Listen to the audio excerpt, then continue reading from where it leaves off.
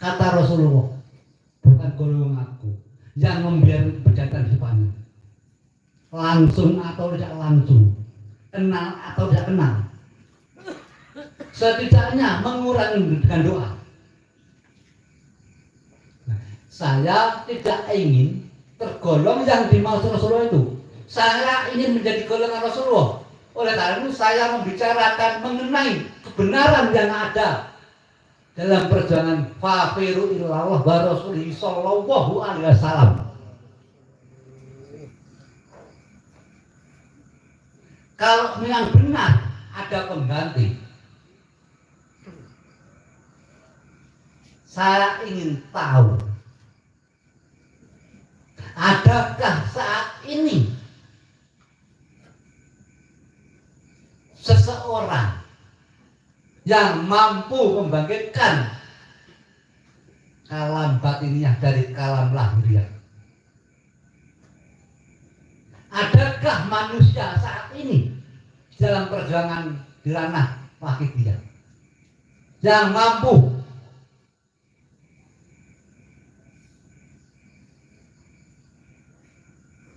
mendawuhkan satu huruf di alam langit lahiriah, membangkitkan jiwa-jiwa yang terlena, membangkitkan roh-roh yang sedang bercanda gurau dengan nafsu-nafsunya. Satu huruf di alam langit kalau disetarakan dengan bumi, yaitu 1 sampai 4 kata dalam satu kalimat. Ya.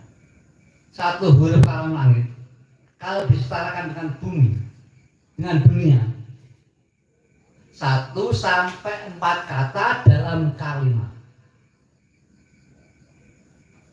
Ada enggak? Suatu contoh.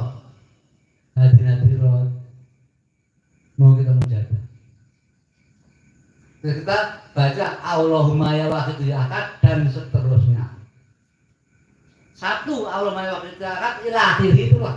Itu 2 kata dalam satu kalimat. Allahumma ya wahid ya ahad ya wajib ya sholli wa sallim wa barik ala sayyidina Muhammad wa ala ali sayyidina Muhammad. Itu 1 kata. Sebelum kata mana pasti berada di maklumatillah ya punyudoti itu 1 kata. Berarti 2 kata. Kita melakukan itu kalau kita benar dan tepat, maka hati kita terbuka. Kita akan merasa takut dengan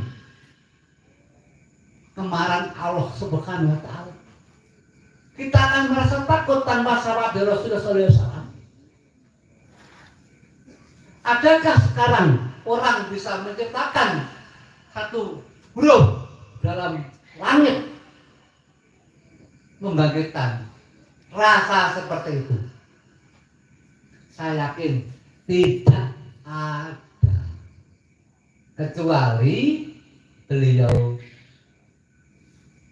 Syekhuna wa Muribina Mbah Yai Abdul Majid bin Mbah Yai Muhammad Ma'ruf bin Mbah Yai Abdul Majid Syafi'i.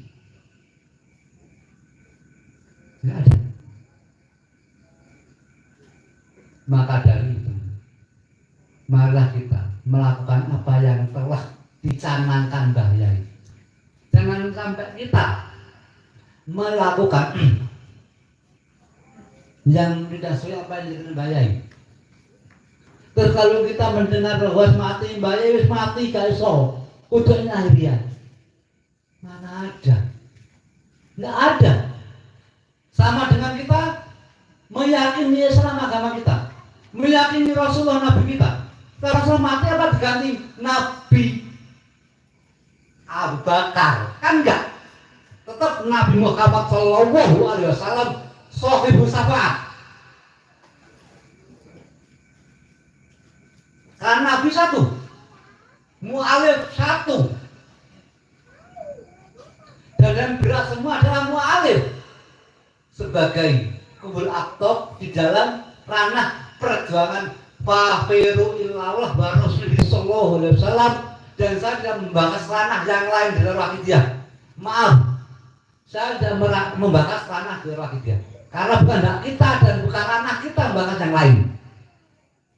Dan saya mohon maaf, di luar akidiyah tidak akan saya bahas, bukan hak saya. Ini hanya berlaku di kalangan pengamal sholawat wahidiyah. Jadi intinya semua tadi, Mbah Yai tidak tergantikan. Kalau memang tergantikan, pasti yang mengganti juga seirama dan senafas.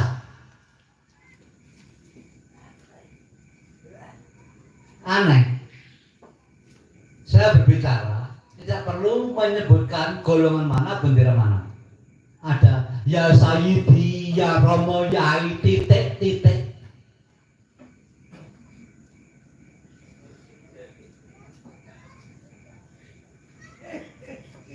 Itu tidak ada. Berarti yang bersolawat ya Sayyidi, ya Romo, titik itu berarti lebih pandai daripada Mbah Yai, lebih tinggi daripada Mbah Yai. Sedangkan di dunia ini tidak ada di kalangan kita yang lebih tinggi daripada Mbah Yai. Maaf, tidak ada.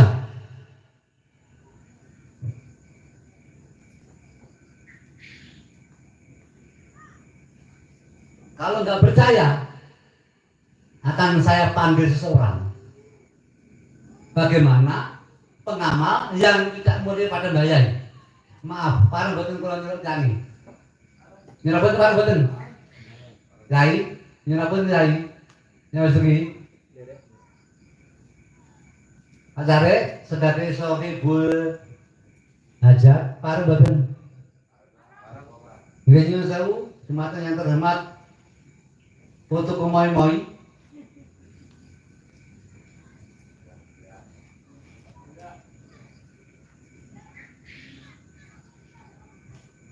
Sini sih, foto gak apa salah, foto kalian kan, foto kalian, salah nggak apa foto ya. Ini termasuk foto ini. Oh salaman bu, salaman. Nah ini saya bersaksi demi Allah benar terjadi. Saksi saya demi Allah ini benar terjadi. Ada seorang pernah meninggal. Di masa hidupnya ya Sayyidi, ya Romo, titik. Kemudian meninggal dunia. Dia menemui seorang yang bernama yang meninggal sampai itu. Ya, kita. Jangan lupa salam dulu.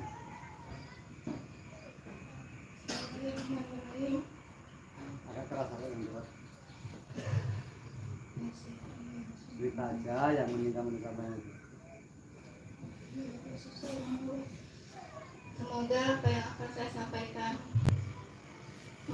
Assalamualaikum warahmatullahi wabarakatuh. Semoga akan saya sampaikan malam ini adalah hak Mbah Yai, hak amalan wahidiyah, hak. Orang yang akan saya ceritakan ini masih saudara, masih dulur, masih zuriat Mbah Yai Abdul Majid Syafi'i, kelompok Badal. Mereka itu suami istri fanatik sekali. Begitu istrinya meninggal, dia 2 kali mendatangi saya di dalam mimpi. Dia bilang dia getun, merasa tertipu, bertahun-tahun mengamalkan wahidiyah, ternyata tidak diterima sama sekali sama Gusti Allah. Karena apa? Gos yang dia tuju bukan Mbah Yai Abdul Majid Ma'ruf Padosa Pasirah. Dia melawan. Dia merasa tertipu, dia getun, dia kecewa. Dia memohon sama saya minta dikirimkan mujahadah yang gausnya kepada Mbak Yai Abdul Majid Ma'ruf. Saya tanya, kenapa tidak diterima? Gusti Allah nggak gelem nompo, Kanjeng Nabi pun nggak iso nompo. Gusti Allah nggak gelem berarti tidak mau. Kanjeng Nabi nggak iso berarti nggak bisa. Saya bilang kenapa? Saya tanya lagi. Toh sholawat yang dibaca itu kan ditujukan kepada Kanjeng Nabi. Dia bilang itulah hak istimewanya Mbak Yai Abdul Majid Ma'ruf radhiyallahu. Allah memberikan hak istimewa untuk Mbak Yai memilih, memfilter, menyaring yang sebenar-benarnya pengamal, yang sebenar-benarnya mengikuti ajaran yang sesuai dengan yang diajarkan Mbak Yai Abdul Majid Ma'ruf. Terus Kanjeng Nabi kenapa nggak bisa nompo, nggak bisa nerima? Padahal sholat itu ditujukan kepada beliau. Karena Kanjeng Nabi saking menghargai hasil karya olah batin dari Abdul Majid Ma'ruf.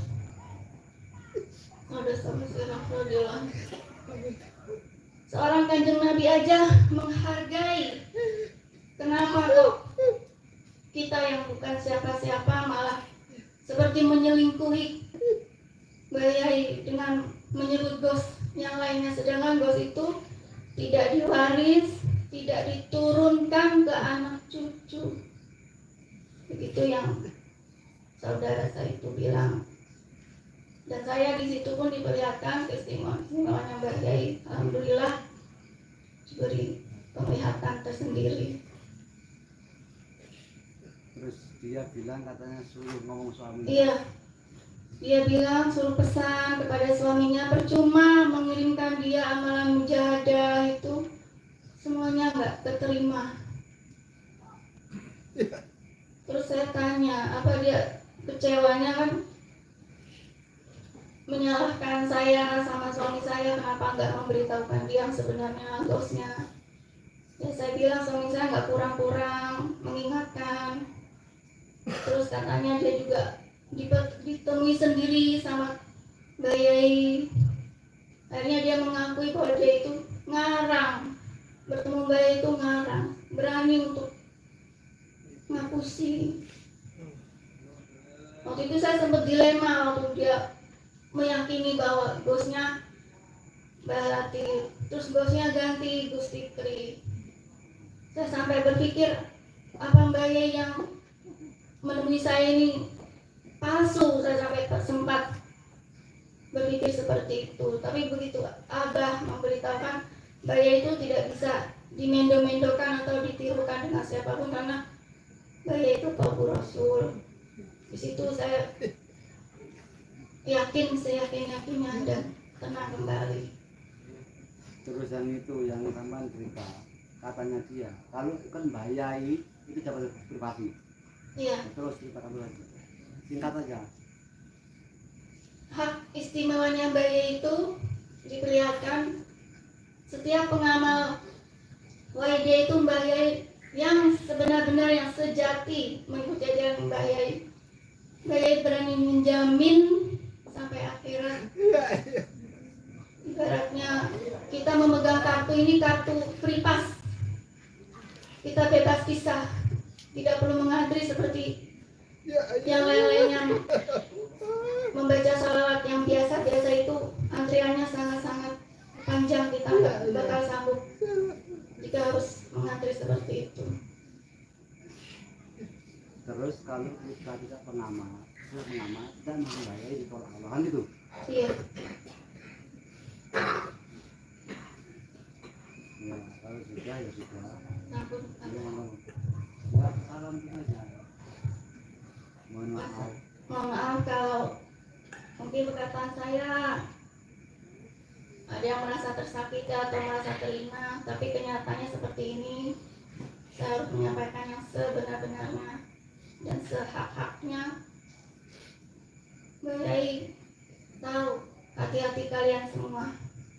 Busuk-busuknya kalian juga Mbak Yai tahu, tapi saking itu tadi Abah bilang Rahman Rahimnya Mbak Yai itu tetap ditunggu istilah sadarnya, taubatnya untuk kembali lagi kepada beliau. Mari sholat dia pada salah sirat radhiyallahu. Sekian, terima kasih, semoga manfaat.